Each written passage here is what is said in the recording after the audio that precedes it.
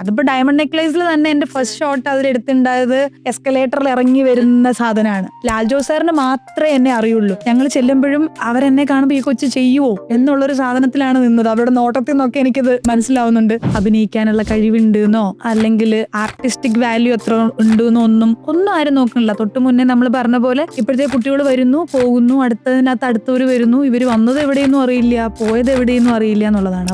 സിനിമയത്തെ ആൾക്കാരെ ഓർമ്മിപ്പിക്കണം എന്നുള്ളൊരു സാധനം എനിക്ക് ഇതുവരെ വർക്കായിട്ടില്ല. അവർക്ക് അറിയാമല്ലോ ഞാൻ ഇവിടെ ഉണ്ടെന്ന്. എന്ത് സങ്കടം നമ്മുടെ ഉള്ളിലുണ്ടെങ്കിലും വീട്ടിൽ ചിരിച്ചോണ്ട് നിൽക്കാൻ മാത്രമേ എനിക്ക് വിധിയുള്ളൂ. റിലേഷൻഷിപ്പിന്റെ കാര്യത്തിൽ ഓൾഡ് സ്കൂൾ ആണോ അതോ ഇങ്ങനത്തെ എന്തെങ്കിലും പുതിയ? പഴയ സ്കൂള്, പണ്ട് ലോങ് ബാക്ക്. ഓക്കെ, നമുക്ക് 2 ദിവസത്തേക്ക് മറ്റേ ദുബായ് പോയാലോ, അല്ലെങ്കിൽ സിംഗപ്പൂർ പോയാലോ, മലേഷ്യ പോയാലോ എന്ന് ചോദിക്കുമ്പോൾ ഞാൻ മൂകാംബിക പോയാലോ. യു ഇൻ യു. ഇന്ന് എൻ്റെ കൂടെയുള്ളത് അനുശ്രീയാണ്. വളരെ വേഴ്സറ്റൈൽ ആയിട്ടുള്ള ആക്ടറാണ്. വളരെ സക്സസ്ഫുൾ ആയിട്ടുള്ള ഒരു ആക്ടറാണ്. എൻ്റെ വളരെ അടുത്ത സുഹൃത്തുമാണ്. സ്നേഹത്തോടു കൂടി സ്വാഗതം ചെയ്യുന്നു Anusree. Welcome to the show. Thank you. അപ്പോൾ അടുത്ത സുഹൃത്താണെന്നുള്ളത് നമുക്ക് മാറ്റി വെച്ചിട്ട് നമുക്ക് ക്വസ്റ്റ്യൻസിലേക്ക്. അല്ല, അത് മാത്രം നീ നോക്കിയാൽ മതി. ഓരോ ചോദ്യത്തിന് മുമ്പും ഓർക്കണം ഇവിടെ അടുത്ത സുഹൃത്താണ്. Okay, next. അപ്പോൾ പൊതുവെ ഇപ്പോൾ ഷൂട്ട്, ഇവന്റ്സ്, മൂവി ഷൂട്ട് ഇതെല്ലാം നടക്കുന്നത് കൊച്ചി ബേസ് ചെയ്തിട്ടാണ്. കൊച്ചിയിലൊരു ഫ്ലാറ്റ് ഉണ്ട്, ഒരു വീടുണ്ട്, ഇതെല്ലാം ഉണ്ടെങ്കിലും നമ്മൾ ഷൂട്ട് കഴിഞ്ഞ് അപ്പം തന്നെ ഓടി പത്തനാപുരത്തേക്ക് പോകും. അതെന്താണ് അതിൻ്റെ ഒരു ഗുട്ടൻസ്? അത് അമ്മയച്ഛനും എല്ലാം അവിടെയാണ്. അവരെന്നെ സംബന്ധിച്ചിടത്തോളം അവരാരും ഞങ്ങളുടെ റബ്ബർ തോട്ടത്തിന്റെ ഇടയ്ക്കുന്ന് വരാനായിട്ട് ഇതുവരെ തയ്യാറായിട്ടില്ല. അപ്പൊ അവരില്ലാണ്ട് എനിക്കും അങ്ങനെ ഒറ്റയ്ക്ക് ജീവിക്കാൻ കഴിയുന്ന ജീവിയല്ല ഞാൻ. ഒരു മാക്സിമം ഒരു 5-6 ദിവസമൊക്കെ ഉള്ളൂ അമ്മേനെ കാണാണ്ടിരിക്കുന്നത്. ഷൂട്ടിനൊക്കെ പോയാലും ഒരു 10 ദിവസമൊക്കെ കഴിഞ്ഞ് കഴിഞ്ഞാൽ ചിലപ്പോൾ ഒരു കരച്ചിലൊക്കെ ചിലപ്പോൾ വീഡിയോ കോൾ വഴിയൊക്കെ ഉണ്ടാവാറുണ്ട് ഇപ്പോഴും. അപ്പൊ അതുകൊണ്ട് ഇവിടെ അങ്ങനെ കൊച്ചിയിൽ അങ്ങനെ വെറുതെ വന്ന് നിൽക്കൽ ഒരു ഇഷ്ടമായിട്ട്, അങ്ങനെ കൊച്ചി ഭയങ്കരമായിട്ട് ഇഷ്ടമുള്ള, എനിക്ക് കൊച്ചിയാണ് ഇഷ്ടം, അങ്ങനത്തെ ഒരു ഇതിലോട്ട് ഞാനും വന്നിട്ടില്ല. വർക്കുള്ളപ്പോൾ വരും, വീടുള്ളത് കൊണ്ട് ഒരു 2-3 ദിവസം എക്സ്ട്രാ അവിടെ നിൽക്കും, വീടൊക്കെ ഒന്ന് നീറ്റാക്കും, പൊടി കെട്ടും, പോകും. വീണ്ടും അടുത്ത പൊടിയാകുമ്പോൾ ഞാൻ വരും, ക്ലീൻ ചെയ്യും, പോകും. അപ്പം അച്ഛനും അമ്മയും ചേട്ടനും രുക്കവും കുട്ടികളും എൻ്റെ ജൂലിയും ഒക്കെയാണ് എന്നെ എപ്പോഴും ഹാപ്പി ആക്കി വെക്കുന്ന ഫാക്ടേഴ്സ്. വേറൊന്നും അതിനപ്പുറത്തേക്ക് അങ്ങനെ വന്നിട്ടില്ല. സോ അതുകൊണ്ട് അവരില്ലടത്തൊക്കെ ഞാൻ ഓടി പോകും. ഫ്രണ്ട്സിന്റെ ഇടയിൽ ഒരു ഭയങ്കര കുട്ടിയായിട്ടുള്ള ഒരു അനുവിനെ കണ്ടിട്ടുണ്ട്. ഭയങ്കര അറ്റൻഷൻ ഒക്കെ സീക്ക് ചെയ്യുന്ന, എന്നെ നോക്കൂ, എന്നെ നന്നായി ട്രീറ്റ് ചെയ്യൂ എന്നൊക്കെ പറയുന്ന ഒരു അനുവിനെ കണ്ടിട്ടുണ്ട്. അപ്പൊ എങ്ങനെയാണ് ഫ്രണ്ട്സിനെ ചൂസ് ചെയ്യണം? ഒരുപാട് ഫ്രണ്ട്സ് ഇല്ലതാനും, ലൈക്ക് കുറച്ച് ഫ്രണ്ട്സ്, ഇപ്പൊ സാസു, ഷബ്സി, അങ്ങനെ ഒരു പിങ്കി മോള്, ശാന്തി, അങ്ങനെ ഒരു കുറച്ച് എങ്ങനെയാണ് ചൂസ് ചെയ്യണ ഫ്രണ്ട്സിനെ? ഇല്ല, ഇപ്പൊ നമുക്കിപ്പം ഒരു 10 പേരോട് നമ്മൾ മിണ്ടിയാലും ചിലപ്പോൾ അതിനകത്ത് ഒരാളുടെ എടുത്ത് സംസാരിക്കുമ്പോഴായിരിക്കും ഓക്കെ, ഇത് ഞാൻ ചിലപ്പോൾ പറയുന്ന കാര്യങ്ങൾ മനസ്സിലാക്കാൻ പറ്റുന്ന ഒരാളാണ്, അല്ലെങ്കിൽ അവർ പറയുന്ന ചിന്തകളും കാര്യങ്ങളുമായിട്ട് ഞാൻ ചിലപ്പം സിങ്കാകും എന്ന് ചിലപ്പോൾ നമുക്കത് മനസ്സിലാവുമല്ലോ കുറേ നേരം സംസാരിക്കുമ്പോൾ. ചില ആൾക്കാർ പറയുമ്പോൾ എനിക്കൊന്നും മനസ്സിലാവാറില്ല. ഞാൻ പറയണത് അവർക്കും അവർ പറയണത് എനിക്കും മനസ്സിലാവില്ല. അപ്പം ഞാൻ പിന്നെ ആ വഴിക്കേ പോകാറില്ല. അപ്പം എൻ്റെ ഒരു കൈൻഡ് ഓഫ് ചിന്ത, അല്ലെങ്കിൽ ഞാൻ പറയുന്ന കാര്യങ്ങൾ അവർക്ക് മനസ്സിലാകും എന്ന് എനിക്ക് കുറേ നാളത്തെ ഒരു സംസാരത്തിലൂടെയോ അങ്ങനെ എനിക്ക് തോന്നുന്ന ആൾക്കാർ മാത്രമേ ഒരു ലോങ് ടേമിലോട്ട് കൊണ്ടുവരാറുള്ളൂ. അല്ലാണ്ട് വല്ലപ്പോഴും ഒക്കെ മിണ്ടി അല്ലെങ്കിൽ സംസാരിക്കുന്ന ആൾക്കാരൊക്കെ എൻ്റെ കോണ്ടാക്റ്റിലുണ്ട്. പക്ഷെ അവരൊന്നും എൻ്റെ ഒരു പ്രിയപ്പെട്ട ഗ്രൂപ്പിലോട്ട് വന്നിട്ടില്ല. എൻ്റെ ഗ്രൂപ്പിലുള്ള ഏറ്റവും ചെറിയ, ഇപ്പൊ എനിക്ക് കിട്ടിയിട്ടുള്ള ഒരു ബെസ്റ്റ് ഫ്രണ്ടിൽ ഏറ്റവും ചെറുതാണെങ്കിൽ പോലും ഏകദേശം 1 വർഷം ആകാൻ പോകുന്നു. സച്ചു എന്നാണ് പുള്ളിന്റെ പേര്. പുള്ളിയാണ് എനിക്ക് തോന്നുന്നു ഏറ്റവും ലേറ്റസ്റ്റ് ആയിട്ട് എനിക്ക് തോന്നുന്നു ആഡ് ഓൺ. അതാണെങ്കിൽ ഒരു 1 ഇയറോളം ആകുന്നുണ്ട്. അപ്പം പിന്നെ ബാക്കി എല്ലാവർക്കും ഒരു മിനിമം ഒരു 6-7 വർഷത്തെ പഴക്കമുണ്ട്. അതിനിടയ്ക്കുള്ള ആരും, അതിൽ കുറഞ്ഞിട്ടുള്ള ആരും എൻ്റെ ഒരു നിങ്ങൾ ഈ കാണുന്ന ഗ്രൂപ്പിൽ അങ്ങനെ ഇല്ല. അത് എനിക്ക് തോന്നുന്നു മേ ബി എൻ്റെ ഒരു ചെറിയ, ഞാൻ വേറെ ഇന്റർവ്യൂസിലും പറഞ്ഞിട്ടുണ്ട്, നമ്മളൊരു ചെറിയ കാര്യം, എൻ്റെ ഒരു ചെറിയ കാര്യം ചിലപ്പം അത് കേൾക്കുന്ന ഒരാൾക്ക്, അല്ലെങ്കിൽ ഞാൻ വലുതായിട്ട് കാണുന്ന ഒരു കാര്യം ഞാൻ പറയുന്ന ആൾക്ക് ചിലപ്പോൾ ഒരു കുഞ്ഞു കാര്യമായിരിക്കും. പക്ഷെ എൻ്റെ ഇമോഷൻ മനസ്സിലാക്കി അപ്പോൾ എന്നെ ആശ്വസിപ്പിക്കുന്ന ആരോ അവരെയാണ് ഞാൻ എപ്പോഴും കൂടെ നിർത്താമെന്ന് മുന്നേ ഞാൻ പറഞ്ഞിട്ടുണ്ട്. അപ്പം എൻ്റെ കൂടെ ഇപ്പോൾ ഉള്ളവരെല്ലാവരും ഞാനൊരു കാര്യം പറയുമ്പോൾ അതിന് വാല്യൂ തരുന്ന ആൾക്കാരാണ് എന്ന് എനിക്ക് 100% ഉറപ്പുള്ളവരെയാണ് കൂടെ കൂട്ടുന്നത്. ഇപ്പം പറഞ്ഞത് വെച്ചിട്ട് ഒന്നുകിൽ പാരന്റ്സ് അല്ലെങ്കിൽ ഫ്രണ്ട്സ് ഇങ്ങനെ സറൗണ്ട് ചെയ്ത് നിൽക്കുന്ന ഒരാളാണ്. അങ്ങനെയല്ലാതെ എപ്പോഴെങ്കിലും ഇങ്ങനെ ഒറ്റയ്ക്ക് കുറച്ചൊരു സോളിറ്റ്യൂഡ് വേണം, ഞാൻ കുറച്ച് മീ ടൈം വേണം, എനിക്ക് ഒറ്റയ്ക്ക് കുറച്ച് നേരം, അങ്ങനെ എന്തെങ്കിലും ഇല്ലില്ല. ഇല്ല. എനിക്ക് ഒറ്റയ്ക്ക് ഇരിക്കാൻ ഇഷ്ടമേ അല്ലാത്ത ഒരാളാണ് ഞാൻ. ഇപ്പം എൻ്റെ കൊച്ചിയിലത്തെ വീട്ടിലോട്ട് വരുമ്പോഴാണെങ്കിലും ചില സമയത്ത് ഒറ്റയ്ക്ക് ഇരിക്കുമ്പോഴത്തേന് എനിക്ക് TV കാണാനാണെങ്കിലും പാട്ട് കേൾക്കാനാണെങ്കിലും എല്ലാത്തിനും കൂട്ട് വേണം. കൂട്ട് വേണം. തന്നെ ഇരുന്ന് ചെയ്യുകയാണെങ്കിൽ എനിക്ക് അതിനെല്ലാം ഒരു പരിധിയുണ്ട്. അത് കഴിഞ്ഞ് എൻ്റെ അപ്പുറത്തേക്ക് പോയി കഴിഞ്ഞാൽ പിന്നെ ഞാൻ പൊട്ടിപ്പോവും. അപ്പൊ ഞാൻ അമ്മയെ വിളിക്കും. ഇല്ലെങ്കിൽ ഞാൻ മേളത്തെ നെല്ലിൽ നിന്ന് താഴേക്ക് അമ്മേ അമ്മേ എന്നിങ്ങനെ വിളിച്ചുകൊണ്ടിരിക്കും. എൻ്റെ കൂട്ടുകാർക്കൊക്കെ അറിയാതെ ഞാനിങ്ങനെ വിളിക്കുമ്പോൾ അവർ ചോദിക്കും, നിന്റെ സ്ഥിരം പണി ചെയ്തോ, താഴത്തെ മേളിൽ നിന്നിട്ട് മറ്റേ നീ അമ്മേ അമ്മേ എന്ന് വിളിച്ചോളൂ പറയും. ഇമാജിൻ ചെയ്യാണ് താഴെ അമ്മ. കാരണം ഞാൻ എപ്പോഴും കമൗഞ്ചേരി വീട്ടിൽ നിൽക്കുമ്പം എൻ്റെ അമ്മ എൻ്റെ എത്ര ഒരു അമ്മയെ വിളി കേൾക്കുന്നുള്ളത് എനിക്ക് അറിഞ്ഞുകൂടാ. അത്രയും അമ്മയെ ഞാൻ എപ്പോഴും പറയും, അമ്മയുടെ പേര് വല്ല ദൈവത്തിന്റെയും പേരായതെന്നുണ്ടെങ്കിൽ എനിക്ക് ചിലപ്പോൾ മോക്ഷം കിട്ടിയേനേന്ന് പറയാം. അത്ര വട്ടം ഞാൻ വിളിക്കും. രാവിലെ ഈ പറഞ്ഞ പോലെ കണ്ണ് തുറക്കുമ്പോഴേ ചായ വേണമെങ്കിലും എല്ലാവരും ഇപ്പൊ ഇത് കേൾക്കുമ്പോൾ ചോദിക്കും, ചായ സ്വന്തമായിട്ട് ഇട്ട് കുടിച്ചുകൂടി എന്ന്. സോറി, ഞാൻ അപ്പൊ കിടക്കപ്പായുന്ന അമ്മേ, ഡൈനിങ് ടേബിളിൽ എത്തുമ്പം അമ്മേ, എല്ലാം അമ്മ ഫുഡ് എടുത്ത് തരാൻ. മോസ്റ്റ്ലി ഇപ്പോഴും അമ്മ തന്നെയാ വാരിയും തരുന്നത്. ഞാൻ കണ്ടിട്ടത്. അമ്മയാണ് വാരി തരിക. പനി വന്നാൽ അമ്മ വേണം, വയ്യായ്മ വന്നാൽ ഒരു രക്ഷയില്ല. കാല് നമുക്ക് മന്ത്ലിയുള്ള ബുദ്ധിമുട്ട് വരുമ്പോൾ കാല് തിരുമ്മി തരാൻ അമ്മ വേണം. അമ്മ കഴിഞ്ഞ് അമ്മയ്ക്ക് വയ്യെങ്കിൽ അണ്ണം വേണം. അതിനകത്തൊന്നും ഞാൻ ഇതുവരെ പുറത്തേക്ക് ഇറങ്ങിയിട്ടില്ല. അനു എപ്പോഴാണ് ഫസ്റ്റ് ടൈം നമ്മൾ മീറ്റ് ചെയ്യുമ്പോഴേ അനു ലാൽജോ സാറിന്റെ നായികയാവാനുള്ള ഒരു മത്സരത്തിലാണ് നമ്മൾ കാണുന്നത്. അതിന് പിന്നെ എപ്പോഴാണ് ഓർമ്മയുണ്ട് ഫസ്റ്റ് ടൈം ഒരു നടിയാവണം എന്ന് ചിന്തിച്ചത്? ചെറുപ്പത്തിൽ നമ്മൾ ചിലപ്പം നമ്മള് മിററിന്റെ ഒക്കെ മുന്നിൽ നിന്ന് അങ്ങനെ അല്ലാതെ അങ്ങനെ ഞാൻ ചെയ്തിട്ടില്ല. ഇപ്പം നമ്മുടെ ഷോയില് വരുമ്പോഴത്തേക്ക് ആണ് സിനിമയിലേക്ക് അഭിനയിക്കാൻ വേണ്ടിയിട്ട് ഒരു സാധനത്തിന് ഞാൻ വരുന്നു എന്ന് പറഞ്ഞിട്ട് ഞാൻ വരണത്. അതിനു മുന്നേ ഞാൻ ചെയ്തിട്ടുള്ളത് ഡിവോഷണൽ ആൽബംസിൽ അമ്മേ നാരായണ, ദേവി നാരായണ. അപ്പോഴും സിനിമ, സീരിയൽ, നായിക ഇവരുടെ കൂടെ അഭിനയിക്കണം അങ്ങനത്തെ ഒരു തോട്ടൊന്നും വന്നിട്ടേ ഇല്ല. നമ്മുടെ ഷോന്റെ കൊറിയോഗ്രാഫർ ആയിരുന്നല്ലോ വിജയ് ചേട്ടനാണ് എന്നെ വിളിക്കണത്. വിജയ് ചേട്ടൻ ഞാൻ മുന്നേ ചെയ്ത ഒരു ഡിവോഷണൽ ആൽബത്തിലെ മെയിൻ കൊറിയോഗ്രാഫറിന്റെ അസിസ്റ്റന്റ് ആയിരുന്നു. മിഥുൻ എന്ന് പറഞ്ഞൊരു ചേട്ടൻ ഉണ്ടായിരുന്നു. പുള്ളിയുടെ അസിസ്റ്റന്റ് എന്തോ ആയിരുന്നു ആ സമയത്ത് വിജയ് ചേട്ടൻ. അങ്ങനെയാണ് പുള്ളിക്കാരൻ ഇങ്ങനത്തെ ഒരു ഓഡിഷൻ ഉണ്ട്, അന്ന് എന്തോ ആളെ തികഞ്ഞില്ല എന്ന് തോന്നുന്നു നമ്മുടെ റിയാലിറ്റി ഷോയ്ക്ക്, ഒന്ന് വരുമോ ആളെ തികയ്ക്കാൻ വേണ്ടിയാണ് എന്ന് പറഞ്ഞിട്ടാണ് വിളിക്കണേ. അപ്പൊ വിജയ് ചേട്ടനോട് ഞാൻ ചോദിച്ചിട്ടുണ്ട്, ഞാനോ എന്തിന് ലാൽജോ സാറിന്റെ ഒട്ടും വിചാരിച്ചിട്ടില്ല. അപ്പൊ എപ്പോഴാ അങ്ങനെ തോന്നിയേ? അത് നമ്മുടെ ഷോയിൽ വന്ന് നമുക്ക് കുറെ ഗ്രൂമിങ് സെഷൻ കാര്യങ്ങളൊക്കെ ഉണ്ടായിരുന്നല്ലോ, ശർമാജി ഒക്കെ. അതൊക്കെ കഴിഞ്ഞിട്ടാണ് അയ്യോ കൊള്ളാലോ, അല്ലെങ്കിൽ അതുവരെ അറിയില്ലല്ലോ എനിക്ക് ഇങ്ങനെ ചെയ്യാൻ പറ്റുമോന്ന് പോലും. ഞാൻ സ്കൂളിൽ ഒരു നാടകമോ ഡാൻസ് പിന്നെ മേ ബി മറ്റേ ഫെസ്റ്റിവലിനൊക്കെ ചെയ്തിട്ടുണ്ട്. അല്ലാണ്ട് സ്പോർട്സ് എന്ന് പറഞ്ഞ് നടന്ന ആളാണ്. +1 +2 NCC, അത് കഴിഞ്ഞ് എനിക്ക് ആർമി ഓഫീസർ ആവണം, അതിന്റെ എക്സാം എന്താ പ്രിപ്പയർ ചെയ്യണ്ടേ, അതൊക്കെയാണ്. ഞാൻ ഫിസിക്കാണ് കൂടുതലും മെയിൻലി ചിലപ്പം ഫോക്കസ് ചെയ്തിട്ടുണ്ടാവുക. അല്ലെങ്കിൽ ആർമിയിലേക്ക് കയറാൻ വേണ്ടി ഞാൻ എന്ത് ചെയ്യണം, ഏത് റിക്രൂട്ട്മെന്റ്, എന്ത് പഠിക്കണം, അതൊക്കെയാണ് ഞാൻ കൂടുതൽ നോക്കിയിട്ടുള്ളത്. അല്ലാണ്ട് ഞാൻ അഭിനയിക്കാൻ എനിക്ക് പറ്റുമോ, എനിക്ക് എന്തെങ്കിലും ചെയ്യാൻ തന്നാൽ ചെയ്യാൻ പറ്റുമോ, അങ്ങനത്തെ ഒരു സാധനമേ ഈ കണ്ണാടി നോക്കി അഭിനയൊന്നും സിനിമയ്ക്ക് മുന്നേ വന്നിട്ടില്ല. പക്ഷെ നമ്മൾ പറയണ പോലെ എൻ്റെ വിധി, എൻ്റെ തലവര ഇവിടെയായിരുന്നു. സോ ആ ഓഡിഷന് വന്ന് പിന്നെ അന്ന് ആ സമയത്തും തുടക്കം വന്നപ്പോഴും ഞാൻ തിരിച്ച് പത്തനാപുരത്തേക്ക് ഓടാൻ നിന്ന ആളാണ്. പിന്നെ എന്തൊക്കെയോ ഫാക്ടേഴ്സ് കൊണ്ട് അവിടെ നിന്നു. നമ്മുടെ ഗ്രൂമിങ് സെഷനൊക്കെ കഴിഞ്ഞിട്ടാണ് ഓക്കെ കൊള്ളാം, സംഭവം കൊള്ളാം, ഒന്ന് നോക്കാന്ന് പറഞ്ഞിട്ടാണ് മേ ബി. പിന്നെ കുറേയൊക്കെ ആയി കഴിഞ്ഞപ്പോ പിന്നെ ഭയങ്കര ആഗ്രഹം, അയ്യോ എന്തെങ്കിലും ചെയ്യണം, ഇനി സിനിമ എന്നുള്ള സാധനം. മാനിഫെസ്റ്റേഷനിൽ വിശ്വസിക്കുന്നുണ്ടോ? അങ്ങനെയല്ല, അന്ന് ചിലപ്പോ മേ ബി അതിനെ പറ്റിയിട്ടൊന്നും അറിയില്ല, ആർക്കും അറിയില്ല. പിന്നെ ചിലപ്പം ഇപ്പോഴൊക്കെ ചിലപ്പോ തോന്നാറുണ്ട്, ഓക്കെ നമ്മൾ അങ്ങനെ ചെയ്യണം, നമുക്ക് എന്തെങ്കിലുമൊക്കെ തോന്നണ്ടേ, എന്നാലും നമുക്ക് നേടാൻ പറ്റുള്ളൂ, അങ്ങനെ ഒരു സംഭവമുണ്ട്. പക്ഷെ പണ്ടൊന്നും അതിനെ പറ്റിയിട്ട് തോട്ടോ കാര്യങ്ങളോ ഒന്നും ഉണ്ടായിരുന്നില്ല. മാനിഫെസ്റ്റ് ചെയ്ത് സംഭവിച്ചതല്ല, ഇറ്റ് ജസ്റ്റ് അല്ലേ. പിന്നെ നമ്മള് ബിഗ് ബ്രേക്കിൽ വിൻ ചെയ്ത ശേഷം അനുവിനെ ചൂസ് ചെയ്ത ശേഷം ആ സിനിമ ഉണ്ടാവാൻ കുറച്ചൊരു ഗ്യാപ്പ് ഉണ്ടായിരുന്നു. അപ്പൊ ആ ഒരു ഗ്യാപ്പ് എനിക്ക് തോന്നുന്നു അനുവിന്റെ ലൈഫിൽ ഒരു ഭയങ്കര സ്ട്രഗിൾ പീരീഡ് ആയിരുന്നു. അങ്ങനെ വെച്ചാല് എന്താ ഇല്ലത്തുനിന്ന് ഇറങ്ങുകയും ചെയ്തു, അമ്മ തെറ്റിയുമില്ല പറയണ പോലെ. അടുത്തത് ലാൽജോ സാറിന്റെ സിനിമയിലെ നായികയാണെന്ന് പറയുകയും ചെയ്തു, എന്നാവട്ടൊന്നും ആവണമില്ല, എല്ലാരും ചോദിക്കുകയും ചെയ്യുന്നു. എന്നാൽ ആ സമയത്ത് എനിക്ക് വേറെ ഓഫറുകൾ വരുന്നുണ്ട്. പക്ഷെ എന്റെ മനസ്സിൽ ഈ പറയണ പോലെ ലാൽജോ സാറിന്റെ നായിക എന്നല്ലേ പറഞ്ഞത്. അന്ന് നമ്മൾ കാവ്യ ചേച്ചിനെയും സമൃദ്ധ ചേച്ചിയും ഒക്കെ ലാൽജോ സാർ കൊണ്ടുവരുന്ന ആൾക്കാർ വേറെ ഒരു തലത്തിലാണ് അന്ന് നിൽക്കണത്.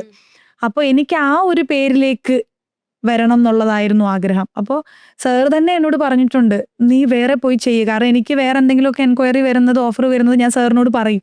അന്നൊക്കെ സാറിനോട് നമ്മൾ എപ്പോഴും സംസാരിക്കും. പിന്നെ അപ്പൊ പറയുമ്പോൾ പുള്ളിക്കാരൻ തന്നെ പറയും, അയ്യോ നീ ചെയ്യ്, നീ കളയല്ലേ എന്ന് പറയുമ്പോൾ ഞാൻ പറയില്ല, അതൊന്നും ഒരു പ്രശ്നമില്ല, ഞാൻ ചെയ്തോളാം. പക്ഷെ സാർ അന്ന് ഡയമണ്ട് നെക്ലേസ് അല്ലാണ്ട് ഒരു തമിഴ് മൂവിക്ക് വേണ്ടിയിട്ടാണ് നമ്മളെ അന്ന് ചൂസ് ചെയ്യാനായിട്ടിരുന്നത്. പക്ഷെ അത് നടന്നില്ല, അതങ്ങനെ ഡ്രോപ്പായി.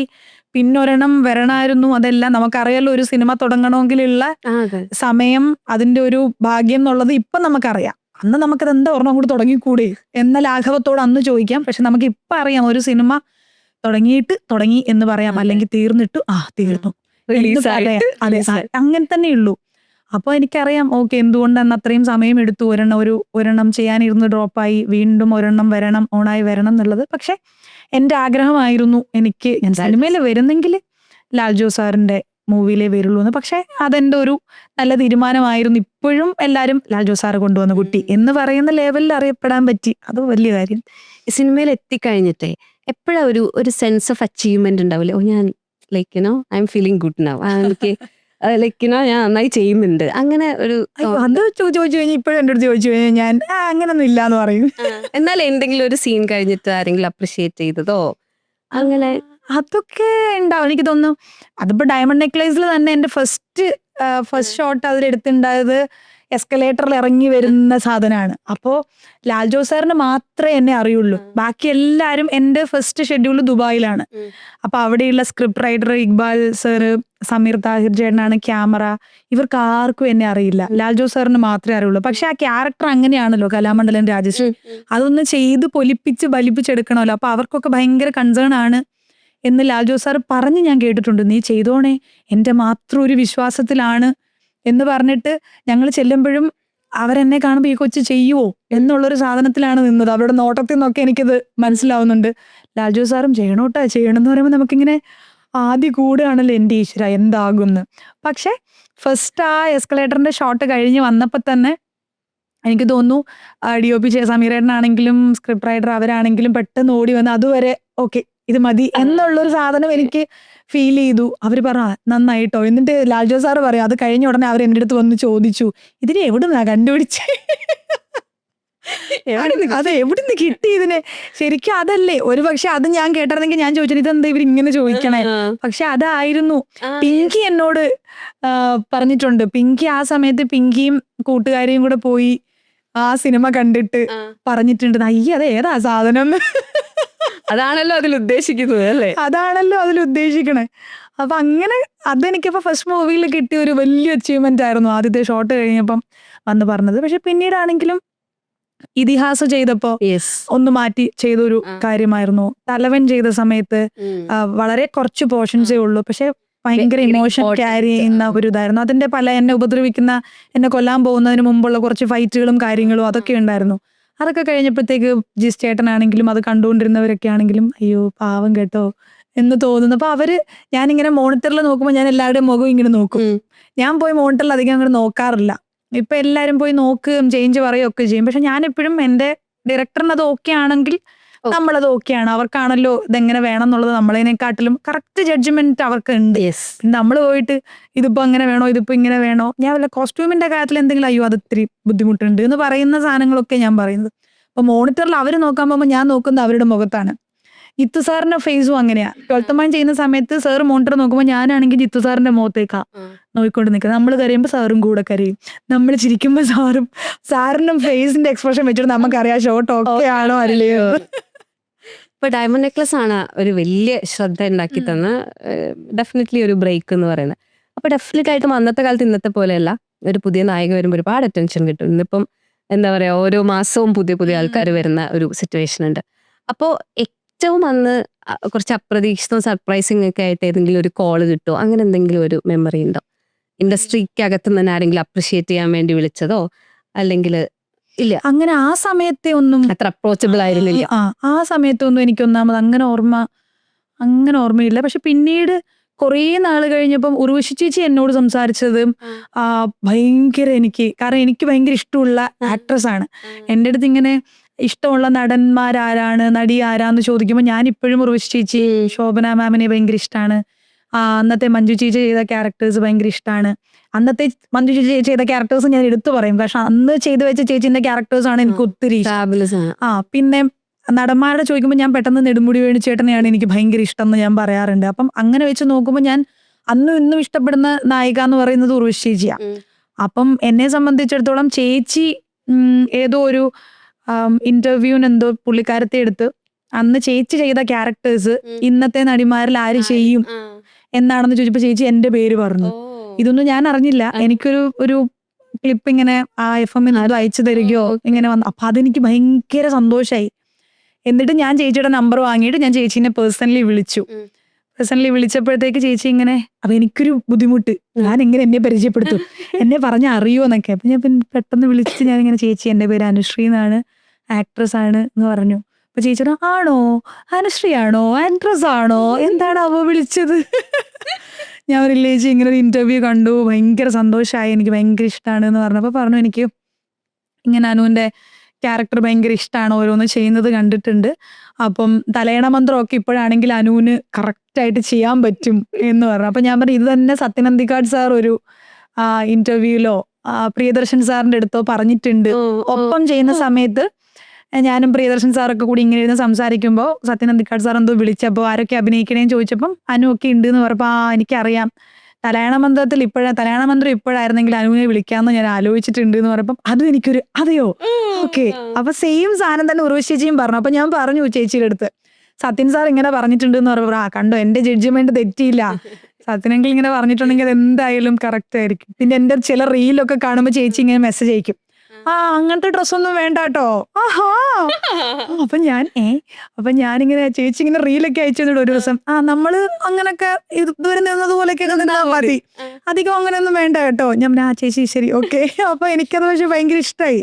നമ്മുടെ അമ്മ പറയണ പോലെ എന്റെ അമ്മയാണ് അങ്ങനെ കൂടുതൽ പറയുക. ഞാൻ അതുകൊണ്ട് ചിലപ്പം ചില ബ്ലൗസ് ഒന്നും ചിലപ്പം വീട്ടിലിടില്ല, മറ്റേ നമ്മുടെ പുറകില് വള്ളിയൊക്കെ ഉള്ള ബ്ലൗസ് ചിലപ്പോ അമ്മ ചോദിക്കും ഇതിട്ടാണോ നീ പുറത്തു പോകാൻ പോണേ നീക്കും. ഞാൻ പറയാം അമ്മ ഞാൻ 10-12 വർഷമായില്ലേ ഈ ജോലി ചെയ്യാൻ തുടങ്ങിയിട്ട്, ഇനിയെങ്കിലും ഒന്ന് മാറുമെന്ന് പറയും. എനിക്ക് പെട്ടെന്ന് അമ്മ ചേച്ചി ഹാർട്ട് അറ്റാക്സ് ആണ്. ഞാൻ അമ്മയ്ക്ക് പിന്നെ ഇൻസ്റ്റാഗ്രാം ഒന്നും ഇല്ലാത്തതുകൊണ്ട് എന്റെ റീലൊന്നും കാണുന്നില്ല, ഇല്ലെങ്കിൽ അമ്മ എന്റെ ബ്ലൗസ് ഒക്കെ കണ്ട് തലകറിട്ട് കറങ്ങി വീണേനെ. എന്നിട്ട് ഞാൻ ചിലപ്പോ ചിലത് കാണിക്കും, ഞാനൊരു കാര്യം കാണിക്കുക കമന്റ് പറയരുത് എന്ന് പറഞ്ഞിട്ട് ഞാൻ പറയും ശബരി ചെയ്തു തന്നതാ ഇട്ടേ പറ്റുള്ളൂ എന്ന് പറഞ്ഞിട്ടൊക്കെ ഞാൻ കാണിക്കും. ശബരിയുടെ തലയുള്ളൂ, ഇൻസ്റ്റാഗ്രാം ഉണ്ടെങ്കിൽ തീർന്നു. അപ്പം അനുപ്പോ കുറേ ക്യാരക്ടേഴ്സായി ചെയ്യണു. അതായത് ഈ പറഞ്ഞ പോലെ ഒരു ഗേൾ നെക്സ്റ്റ് ഡോർ ഇമേജിൽ വന്നിട്ട് അങ്ങനെയുള്ളതും അല്ലാത്തതും പോലീസും അങ്ങനെ കുറെ ഡിഫറെന്റ് ക്യാരക്ടേഴ്സ്. അപ്പൊ ആസ് ആൻ ആക്ടർ എന്താണ് പ്രോസസ്, എങ്ങനെയാണ് ഒരു കഥാപാത്രം ഇപ്പൊ നമ്മൾ യൂഷ്വലി വിളിച്ചൊരു കഥയൊക്കെ പറഞ്ഞു കഴിഞ്ഞാൽ എങ്ങനെയാ അതിന് മെന്റലി ഒക്കെ പ്രിപ്പയർഡ് ആവണം, എന്താ അതിനെ ചെയ്യണം? ഇല്ല, ഞാനങ്ങനെ സ്ക്രിപ്റ്റ് വായിച്ച ശേഷം ഭയങ്കരമായിട്ട് അതിനെപ്പറ്റി ചിന്തിക്കൽ പരിപാടികളൊന്നും ഇല്ല. എനിക്ക് പറ്റൂല അത്. എന്നെ മറ്റേ ആരും വിളിച്ചാൽ ഞാൻ അങ്ങനെ എണീറ്റ് പോകും. അല്ലാണ്ട് ഈ പറയണ പോലെ ലൊക്കേഷനിലാണെങ്കിലും ചില ആൾക്കാരിങ്ങനെ മസിലൊക്കെ പിടിച്ചിങ്ങനെ ഇരിക്കും. ഞാൻ ചോദിക്കും അവരെന്താ മിണ്ടാത്തെ എന്ന് ചോദിക്കുമ്പോൾ ഒരു ക്യാരക്ടർ. അപ്പൊ ഞാൻ അതെങ്ങനെ പറ്റുക, ഞാനൊക്കെ കട്ട് കഴിഞ്ഞാൽ അപ്പം നാരങ്ങ വെള്ളം ഉണ്ടോ വെള്ളരിക്ക ഉണ്ടോ എന്ന് ചോദിക്കും, അല്ലെങ്കിൽ മൊബൈലിൽ കുത്തി കളിച്ചോണ്ടിരിക്കും. എനിക്കാ പറ്റില്ല. എനിക്കിങ്ങനെ കട്ട് പറയാൻ വെയിറ്റ് ചെയ്യും ഞാൻ, അതിരുന്നോ പൊക്കോട്ടെ എന്ന് ചോദിച്ചിട്ട് ഞാൻ അവിടെ കാണാൻ പോയി കാര്യം പറഞ്ഞുകൊണ്ടിരിക്കും. അതേപോലെ തന്നെയാണ് സ്ക്രിപ്റ്റ് വായിക്കുമ്പോൾ ഓക്കെ ഇതാണ്, ചിലപ്പം എന്തെങ്കിലും ചോദിക്കേണ്ട ഒരു കാര്യം ഉണ്ടെങ്കിൽ ഞാൻ ഡയറക്ടറിന്റെ അടുത്ത് ചോദിക്കും ഇങ്ങനെ ആണോ, എനിക്ക് ഇങ്ങനെയാ തോന്നണേ, വേറെ എന്തെങ്കിലും വേണോ എന്നും ചോദിക്കും. ലൈക്ക് സീനിന് മുന്നും ഞാൻ ചോദിക്കും ഞാൻ ഇങ്ങനെ ആയിരിക്കും ചെയ്യുക അല്ലെങ്കിൽ എങ്ങനെയാ ചെയ്യണ്ടേ, എന്തെങ്കിലും സ്പെസിഫിക് ആയിട്ട് ഞാൻ ഒരു നോട്ടമോ അല്ലെങ്കിൽ ഇവിടെ അങ്ങനത്തെ ഒരു സാധനമാണ് വേണ്ടത്, ശരിയാണ് വേണ്ടത്, സ്പെസിഫിക്കലി എന്തെങ്കിലും ഉണ്ടോ സാറിന് എന്നുള്ളത് ഞാൻ ചോദിക്കും. അല്ലാണ്ട് ഞാൻ തന്നെ ചിന്തിച്ച് ഇതിനെ അങ്ങനെ ഈ മോശം കൊടുത്ത് പറ്റൂല. ഞാൻ അത്ര കാര്യമല്ല. ഇതിന് മുന്നും പിന്നും എന്താന്നുള്ളത് സ്ക്രിപ്റ്റ് വായിച്ചുകൊണ്ട് നമുക്ക് അറിയായിരിക്കും. പിന്നെ സ്പെസിഫിക്കലി എന്തെങ്കിലും വേണോന്നുള്ളത് നമ്മുടെ ഡയറക്ടറിനോട് ചോദിക്കും. സ്കില്ലൊക്കെ പഠിക്കാനുണ്ട്, ഫോട്ടോ ഓടിക്കാനൊക്കെ. അതെ, അത് വല്ല പഠിത്തമായിരുന്നു. എന്നിട്ട് അമ്മോ അതൊക്കെ ആയിരിക്കും ഇത്തിരി ബുദ്ധിമുട്ടുള്ളത്, മറ്റേ ഞാൻ കുറച്ച് നാള് കഷ്ടപ്പെട്ടിട്ടുള്ളത്. അല്ലാണ്ടൊന്നും അങ്ങനെയില്ല. എനിക്ക് പിന്നെ ഈ പറഞ്ഞ പോലെ ഇതിഹാസയിലും കുറച്ച് ബുദ്ധിമുട്ടിയിട്ടുണ്ട്. അതില് ഫൈറ്റ് സീൻസ് ഉണ്ടായിരുന്നു. പിന്നെ നമ്മള് ജീൻസും ടോപ്പും ഇട്ടാലും പെൺപിള്ളേരെ നടക്കുന്ന പോലെ നടക്കാണ്ട് ഒരു തെറുപ്പ് നടത്തുന്നുണ്ടായിരുന്നു. അപ്പൊ അതൊക്കെ ഇതെങ്ങനെ പിടിക്കണം, മതില് ചാട്ടം. അപ്പം പണ്ടൊക്കെ മതിൽ ചാടിയിട്ടുണ്ടെങ്കിൽ സിനിമയ്ക്ക് വേണ്ടിയിട്ട് എങ്ങനെ മതിൽ ചാടും എന്നുള്ളൊരു ധാരണ. പിന്നെ സിഗരറ്റ് വലിക്കുക, സിഗരറ്റ് വലിക്കാം ഓക്കെ, പക്ഷെ നമ്മുടെ അടുത്ത് പെട്ടെന്ന് സിഗരറ്റ് വലിച്ചാൽ റോഡിൽ കൂടെ അങ്ങനെ ക്രോസ് ചെയ്ത് ആ കടയിൽ പൊക്കോളൂ എന്ന് പറയുമ്പോൾ നമുക്കൊരു ബുദ്ധിമുട്ടേ. അതിപ്പോ അതെങ്ങനെയാ എല്ലാം കൂടെ ഒരുമിച്ചില്ല. അങ്ങനെയൊക്കെ ഒരു പിന്നെ എന്തോ പേഴ്സ് ഒക്കെ എടുക്കുന്നത് ബാലു എന്റെ പോക്കറ്റിൽ നിന്ന് പേഴ്സ് എടുക്കുന്നു അങ്ങനെയൊക്കെ ഉണ്ടായിരുന്നു. അപ്പൊ അന്നേരമൊക്കെ അതൊരു ബുദ്ധിമുട്ട് ഉണ്ടായിരുന്നു, അങ്ങനെ ചെയ്തിട്ടില്ലാത്തത് കൊണ്ടുള്ള. അപ്പൊ അതൊക്കെ എങ്ങനെയാന്നൊക്കെ ഉള്ളൊരു സംഭവം ഉണ്ടായിരുന്നു. പക്ഷെ അതല്ലാണ്ട് വേറെ ചെയ്ത ക്യാരക്ടേഴ്സിലൊന്നും, തലവനാണെങ്കിലും ലുക്ക് വൈസ് കുറേ ഡള്ളാക്കി അങ്ങനെയൊക്കെ ആയിരുന്നു. പിന്നെ അതിന് എന്നെ കാണുമ്പോഴേ എനിക്ക് ശോകാവും, എന്നെ കാണുമ്പോഴേ എനിക്ക് കരച്ചിൽ വരും. അതുകൊണ്ട് പിന്നെ അതാണെങ്കിലും ജിസേട്ടൻ പറഞ്ഞിട്ടുണ്ട് കുറേ സങ്കടമാണ് പുള്ളിക്കാരത്തിക്ക്, മൊത്തം ചിരിയില്ല അതിനകത്ത്. രമ്യ എന്ന് പറഞ്ഞ ക്യാരക്ടർ ചിരിക്കുന്നതേ ഇല്ല. അപ്പം ഒരു രീതിയിലും ഒരു ചിരിയുടെ എലമെന്റ് എൻ്റെ ഫേസിലേ വരാം. ഞാനാണെങ്കിൽ 24 മണിക്കൂറും ചിരിച്ചുകൊണ്ടിരിക്കുന്ന ആളും, ഞാനും എൻ്റെ അമ്മയും. അമ്മയുടെ ചിരിയാണ് ഫുൾ ടൈം ഇങ്ങനെ ഇരിക്കും. എന്നെ അറിയാത്തവരൊന്നും സംസാരിച്ചാലും ഞാൻ ഇങ്ങനെ തന്നെ ഇരിക്കും. അപ്പൊ എൻ്റെ അടുത്ത് ചിരിന്റെ എലമെന്റ് വരേ ചെയ്യരുതെന്ന് പറഞ്ഞിട്ട് അത് മേ ബി പിടിച്ചു നിന്നിട്ടുള്ളത് അതിനകത്തായിരിക്കും. പക്ഷെ എന്നാലും കട്ട് പറഞ്ഞാൽ തീർന്നു. ഇപ്പം നമ്മുടെ ഒരു ഇൻഡസ്ട്രി എന്ന് പറഞ്ഞാൽ എപ്പോഴും നമ്മൾ ഇൻസെക്യൂർ ആക്കുകയും സെൽഫ് ഡൗട്ട് ഉണ്ടാക്കുകയൊക്കെ ചെയ്യും. നമുക്ക് ഓരോ ദിവസവും നമ്മളിങ്ങനെ നമ്മളെ പൊക്കിക്കൊണ്ട് വന്നിട്ട് വേണമല്ലോ നിൽക്കാൻ, അങ്ങനത്തെ ഒരു ഇൻഡസ്ട്രിയാണത്. അപ്പോൾ വാലിഡേഷൻ എത്ര ഇമ്പോർട്ടൻ്റ് ആണ് അനുവിന്? അതായത് അനുവിൻ്റെ ക്ലോസ് ഫ്രണ്ട്സ് അല്ലെങ്കിൽ അനുവിൻ്റെ ഫാമിലി ഒക്കെ ഒരു കാര്യം ചെയ്താൽ അത് വാലിഡേറ്റ് ചെയ്യണം എന്നുള്ളത് എത്ര ഇമ്പോർട്ടൻ്റ്? അതോ അതൊന്നും അത്ര മൈൻഡ് ചെയ്യാത്ത? അങ്ങനെയില്ല. ഇപ്പം ഈ പറഞ്ഞതുപോലെ നമ്മൾ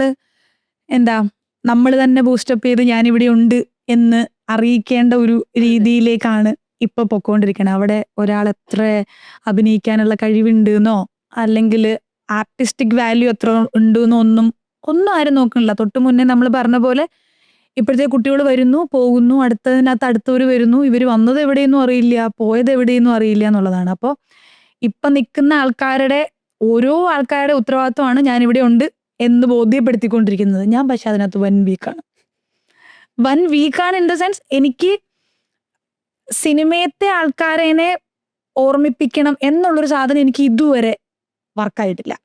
അവർക്കറിയാമല്ലോ ഞാനിവിടെ ഉണ്ടെന്ന്. ഞാൻ മറ്റേ പിങ്കി ശബരിയും ഫ്രീ ആണെങ്കിൽ നമുക്കൊരു ഫോട്ടോഷൂട്ട് ചെയ്താലോ, ഒരു സെറ്റ് സാരി കൊടുക്കാം. ഈ സാധനത്തിലാണ് ഇനി ഒന്നുമില്ലേ, ഞാൻ സുഖമായിട്ട് കമുകുഞ്ചേരി പോയിരിക്കും. എനിക്ക് വർക്കുണ്ടോ, എനിക്ക് പൈസ വരുന്നുണ്ടോ, ഇതിലൊന്നും എനിക്കൊരു ഇൻസെക്യൂർഡ് ആണോ എന്ന് ഞാൻ അതിനെ പറ്റിയിട്ട് ആലോചിക്കാറ്. EMI അടയ്ക്കണം, അത് വേറെ കാര്യം. 12-ാം തീയതിക്ക് മുമ്പ് ഞാനൊന്ന് ആലോചിക്കും ഇവിടെ EMI പോകാനുള്ള കാശ് ഉണ്ടോന്നുണ്ടെങ്കിൽ ഓക്കെ, എനിക്ക് പിന്നെ വേറെ ഒന്നുമില്ല, അത് മാത്രമേ ഉള്ളൂ. ബാധ്യതകൾ ഉണ്ടില്ലെന്നല്ല, പക്ഷെ അതിൽ ഞാൻ അങ്ങനെ ആലോചിച്ച് എനിക്കിനി അതിനു വേണ്ടിയിട്ട് ഞാൻ വർക്കൗട്ട് ചെയ്യണം, ഞാൻ ആലോചിക്കണം, ഞാൻ ക്രിയേറ്റ് ചെയ്യണം, ഞാൻ ഓക്കെ ഇങ്ങനെ ചെയ്താലായിരിക്കും എനിക്ക് അങ്ങനെ ഒരു ഗ്രോത്ത് ഉണ്ടാവുക, അങ്ങനത്തെ ഒരു സാധനം ഒന്നും ഞാൻ കുറെ ആൾക്കാർ ചെയ്യുന്ന കാണുമ്പോൾ ഞാൻ ആലോചിക്കും ഇങ്ങനെയൊക്കെ ചെയ്യണല്ലേ എന്ന് ഓർക്കും. പക്ഷെ മേ ബി അതിനി ഞാൻ വന്ന സമയത്തൊന്നും നമ്മൾ അങ്ങനെ ശീലിച്ചിട്ടില്ല. പക്ഷെ എന്റെ ചുറ്റും നിൽക്കുന്നവരാണെങ്കിലും അതിനെന്നെ അങ്ങനെ കുറ്റം പറയലോ, നീ എന്താ ഒന്നും ചെയ്യാത്തേന്നോ. ഇപ്പൊ തന്നെ ഞാൻ മൂവി ചെയ്തിട്ട് എനിക്ക് തോന്നുന്നു, കഥ ഇന്ന് വരെ എന്ന് പറഞ്ഞ വിഷ്ണു ചേട്ടന്റെ മൂവിയാണ് ഞാൻ ലാസ്റ്റ് ചെയ്തത്, മേതിൽ ദേവിക ചേച്ചി. ഏകദേശം എനിക്ക് തോന്നുന്നു ഈ സെപ്റ്റംബർ ആകുമ്പോൾ ഒരു 1 year ആവും. പക്ഷെ എന്റെ കൂടെ ഉള്ളവരും നീ എന്താ പടത്തിലൊന്നും ചെയ്യാത്തെന്ന് എന്നോട് ആരും ചോദിക്കാറില്ല, എന്റെ വീട്ടുകാരും എന്നോട് ഒട്ടും ചോദിക്കാറില്ല. എനിക്കും അങ്ങനത്തെ ഒരു അയ്യോ ഞാൻ പടം ചെയ്തിട്ട് 1 വർഷം ആയല്ലോ അങ്ങനത്തെ ഒരു സംഭവം എനിക്കില്ല. ഓക്കെ, വരുമ്പോ വരട്ടെ. മേ ബി ഇത്രയും നാള് ചെയ്തത് കൊണ്ട് ഓരോ സിനിമയും ക്രിയേറ്റ് ചെയ്യുന്ന ആൾക്കാർക്ക് എന്തായാലും എന്നെ അറിയാം, എനിക്ക് എന്ത് ചെയ്യാൻ പറ്റും ചെയ്യാൻ പറ്റില്ല. അപ്പം മേ ബി അവരുടെ കയ്യിൽ എനിക്ക് ചെയ്യാൻ പറ്റത്തില്ലാത്ത സാധനമായിരിക്കും അവർ ചെയ്യാൻ പോണത്, അല്ലെങ്കിൽ ഞാൻ അതിന് ഓക്കെ അല്ലാത്തതുകൊണ്ടായിരിക്കും, അല്ലെങ്കിൽ എന്നെ വിളിച്ച അതിനകത്ത് ഒന്നും ചെയ്യാനായിട്ട് ഉണ്ടാവില്ല, അതുകൊണ്ടായിരിക്കും എന്നെ വിളിക്കാത്തത്. സോ എപ്പോഴെങ്കിലും എനിക്കുള്ളത് വന്നോളും, അത് വരട്ടെ, അതില്ലെങ്കിൽ ഞാൻ മൂഞ്ചിട്ടിരിക്കും. അങ്ങനത്തെ ഒരു സാധനമാണ് എൻ്റെ മനസ്സിലുള്ളത്. അല്ലാണ്ട് എനിക്കായിട്ട് ഞാനത് ചെയ്തില്ലെങ്കിൽ എനിക്കൊരു ഗ്രോത്ത് ഇനി ഉണ്ടാവില്ല, അങ്ങനത്തെ ഒരു തോട്ടൊന്നും തലയിൽ കയറിയിട്ടേ ഇല്ല. എൻ്റെ ആ തോട്ടിന് സപ്പോർട്ട് ചെയ്യുന്ന ആൾക്കാരാണ് എൻ്റെ ഫ്രണ്ട്സായിട്ടും ഫാമിലി ആയിട്ടും ഉള്ളത്. എനിക്ക് മേ ബി ചിലപ്പോൾ ഒറ്റയ്ക്ക് ഇരിക്കുമ്പോഴായിരിക്കും ചിലപ്പോൾ നമ്മളിതൊക്കെ ഭയങ്കര ക്രൂഷ്യലായിട്ട് ചിന്തിക്കുക, അയ്യോ എന്താണ് ഞാൻ ചെയ്യുക. പക്ഷെ ഞാനങ്ങനെ ഒറ്റയ്ക്ക് ഇരിക്കത്തില്ല. അതുകൊണ്ട് എപ്പോഴും എൻ്റെ ചുറ്റും ഒരു 10 പേര് എന്തായാലും കാണും. എൻ്റെ വീട്ടിൽ ചെന്നാൽ തന്നെ 6 പേരുള്ളതുകൊണ്ട് പിന്നെ അതൊരു പ്രശ്നമല്ല.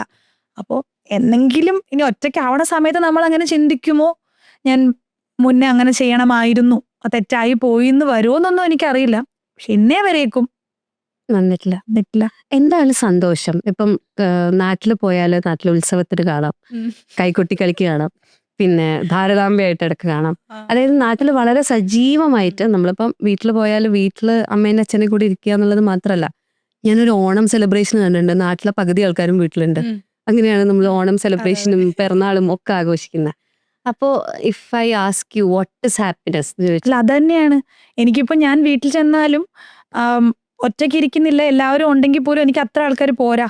എനിക്കിങ്ങനെ കുറേ ആൾക്കാർ, എനിക്ക് എൻ്റെ കൂട്ടുകാർ പറയും ഒരു 100 പേരെ അവളുടെ കൂടെ വിട്ടിട്ട് അവരെ എവിടെയെങ്കിലും വിട്ടാലും ഞാൻ 100 പേരെയും പ്രോപ്പറായിട്ട് മാനേജ് ചെയ്യുന്നു പറയും.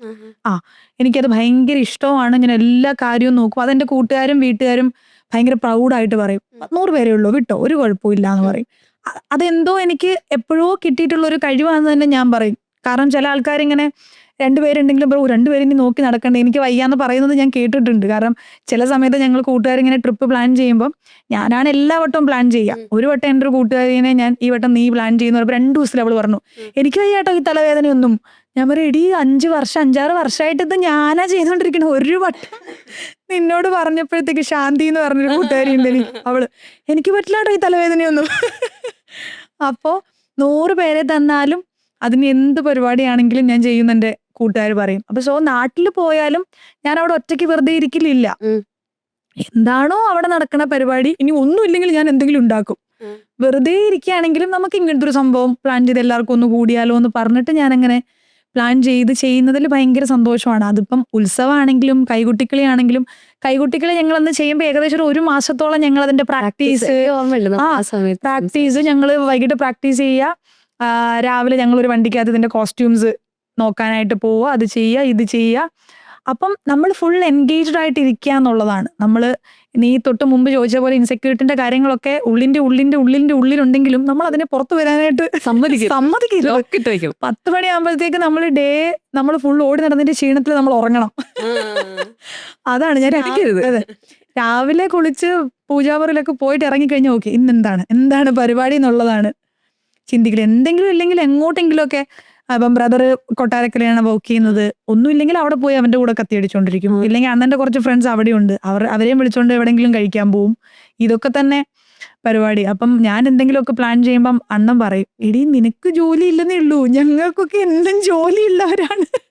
നമുക്ക് എന്ത് തിങ്കൾ, നമുക്ക് എന്ത് ചൊവ്വ, നമുക്ക് എല്ലാ ദിവസവും ഞായറാഴ്ചയാണല്ലോ. അപ്പൊ എന്റെ കോൾ ഇങ്ങനെ 4 മണിക്കൊക്കെ ഞാൻ വിളിക്കും. അണ്ണൻ ഒരു 8 മണിയൊക്കെ ആയിട്ട് രാത്രിയിൽ വീട്ടിൽ വരുള്ളൂ. ഞാൻ 4 മണിക്ക് വിളിക്കും, നേരത്തെ വരുമോ? പക്ഷേ എന്താ നമുക്ക് പുറത്തു പോവാം സിനിമ കാണാൻ പോവാം. അപ്പൊ എൻ്റെ അടുത്ത് നിനക്ക് ഈ അവിടെ ഇരിക്കുന്ന പോലെ അല്ല, എനിക്കിവിടെ 6 മണി വരെ ഇരിക്കണം എന്ന് പറയും ചേട്ടൻ. അണ്ണൻ ഇങ്ങനെ ഓഫീസിൽ പോയിട്ട് എൻ്റെ കോൾ ചെല്ലുമ്പോഴേ പറയും ഇന്ന് ഞായറാഴ്ച അല്ല, വരാൻ പറ്റില്ല എന്ന് പറയും. ഞാൻ പറയാം എന്നാ പിന്നെ വേറെ ആരെങ്കിലും വിളിച്ചോണ്ട് പൊക്കോളാന്ന് പറഞ്ഞിട്ട് അണ്ണൻ്റെ കൂട്ടുകാരെ ആരെങ്കിലും വിളിച്ചിട്ട് ഞാൻ ഇങ്ങോട്ടൊക്കെ വാങ്ങി നോക്കാൻ പോവും. ഇപ്പോ എന്തെങ്കിലും ഒരു കാര്യേ പാസ്റ്റിൽ പോയിട്ട് കറക്റ്റ് ചെയ്യാൻ പറ്റുക, പിന്നോട്ട് നടന്ന് എന്തെങ്കിലും ഒന്ന് കറക്റ്റ് ചെയ്യാൻ പറ്റുമായിരുന്നു, എന്തായിരിക്കും കറക്റ്റ്? അയ്യോ അതൊക്കെ ഉണ്ട്, 1-2 കാര്യങ്ങൾ പറയുന്നില്ല ഞാൻ. പക്ഷെ ഞാൻ എപ്പോഴും പറയും മറ്റേ ഏത് വാച്ചാണ് മറ്റേ ടൈം ട്രാവൽ വാച്ച്, അത് ഉണ്ടായിരുന്നുണ്ടെങ്കിൽ 2-3 സാധനങ്ങൾ ഞാനിങ്ങനെ അത് വേണ്ടായിരുന്നു എന്ന് പറഞ്ഞിട്ട് മുന്നേ നടന്നിട്ടുള്ള 1-2 ഇൻസിഡൻസ് ആണ്. പക്ഷെ അത് നമ്മളെ ഇപ്പൊ ഉപദ്രവിക്കുന്നതോ ഒന്നുമില്ല. അതെന്റെ ചാപ്റ്ററിൽ വേണ്ടായിരുന്നു എന്ന് തോന്നുന്ന, അത് സിനിമയിലൊന്നും വന്നപ്പോഴുള്ള കാര്യമല്ല, അതിന് മുന്നേ സംഭവിച്ചിട്ടുള്ള കാര്യങ്ങളാണ്. പക്ഷെ അങ്ങനത്തെ 1-2 എപ്പിസോഡ്സ് എനിക്ക് അതെന്റെ ലൈഫിൽ വേണ്ടിയിരുന്നില്ല, ആ വിഷമങ്ങൾ വേണ്ടിയിരുന്നില്ല എന്ന് തോന്നിയിട്ടുണ്ട്. മറ്റേ ആ മൂവി കാണുമ്പോൾ, സൂര്യന്റെ മൂവി കണ്ടപ്പോൾ തോന്നിയിട്ടുണ്ട് ആ ടൈം ട്രാവൽ ചെയ്യാൻ പറ്റുന്ന ആ സാധനം, ആ വാച്ച് ഒന്ന് കിട്ടിയാൽ ഒന്ന് തിരിച്ച് ആ ഡേറ്റൊക്കെ ഞാൻ വെച്ച് ഒന്ന് പോയി വരായിരുന്നു എന്ന് ആലോചിച്ചിട്ടുണ്ട്. വരുമായിരിക്കും, നമുക്ക് മറ്റേ മാനിഫെസ്റ്റേഷൻ സാധനം എടുക്കാം, സെറ്റാക്കാം നമുക്ക്. എന്തായിരിക്കും ഒരു ബിഗ്ഗസ്റ്റ് ഫിയർ? എനിക്ക് ഭയങ്കര അതെന്റെ എപ്പോഴെങ്കിലും ഞാൻ ഒറ്റയ്ക്കാകുമോ എന്നുള്ളൊരു സാധനമായിരിക്കും. പേരൻസ് എപ്പോഴും കൂടെ ഉണ്ടാവുക, ജോലി എപ്പോഴും കൂടെ ഉണ്ടാവുക, അതായിരിക്കും ഏറ്റവും വലിയ ഓരോ വർഷവും മുന്നോട്ട് പോകുമ്പോഴുള്ള സാധനം അതാണ്. അച്ഛൻ ഇടയ്ക്ക് 2-3-4 മാസം മുന്നേ ഒന്ന് വയ്യാണ്ട് വന്നു. അപ്പൊ എൻ്റെ ലൈഫിൽ അച്ഛൻ വയ്യാണ്ടാവുന്നത് ഞാൻ കണ്ടിട്ടില്ല. ലൈക്ക് പനിയൊക്കെ വന്നിട്ടുണ്ട് എന്നല്ലാണ്ട് ഒരച്ഛൻ്റെ ഒരു ആശുപത്രി വാസം ഒന്നും ഞാൻ കണ്ടിട്ടില്ല. അപ്പൊ അച്ഛനൊരു ചെറിയ സർജറി ഒക്കെ ആയിട്ട് 10 ദിവസം ഹോസ്പിറ്റലായപ്പോൾ ഞാൻ എൻ്റെ ലൈഫിൽ ആദ്യമായിട്ടാണ് അത് കാണുന്നത്. അച്ഛൻ 2-3 തൊട്ട് എനിക്ക് വയ്യാണ്ടായി ആശുപത്രി കിടക്കുന്നതും സർജറിയൊക്കെ കണ്ടിട്ടുണ്ടാവും, വയ്യാണ്ട് കിടന്നതൊക്കെ അച്ഛൻ കണ്ടിട്ടുണ്ട്, അച്ഛൻ കരയുന്നത് ഞാൻ കണ്ടിട്ടുണ്ട്. പക്ഷെ അച്ഛൻ വയ്യാത്തൊരച്ഛനെ ഞാനൊരു 10 ദിവസം അത് കഴിഞ്ഞിട്ട് ഒരു 1-2 മാസം അച്ഛൻ ഡൗൺ ആയിട്ട് കാണുന്നത് ഞാൻ ആദ്യമായിട്ടാണ്. അപ്പോഴാണ് നമുക്കത് മനസ്സിലാവുക, ഓക്കെ ഇവർക്ക് വയ്യാണ്ടാവുമ്പോൾ നമ്മൾ ഇങ്ങനെ ആവുന്നുണ്ടെങ്കിൽ ഏതെങ്കിലും ഒരു കാലത്ത് ഇവര് ഇല്ലാണ്ടാവുമ്പോൾ എങ്ങനെ അതിനെ ഇതാക്കുമെന്ന് ഞാൻ പേടിച്ചിട്ടുണ്ട്. അപ്പൊ ഞാനിപ്പം പ്രാർത്ഥിക്കുമ്പോൾ അത് ഇച്ചിരി കൂട്ടി പ്രാർത്ഥിക്കും ഞാൻ, അച്ഛൻ്റെ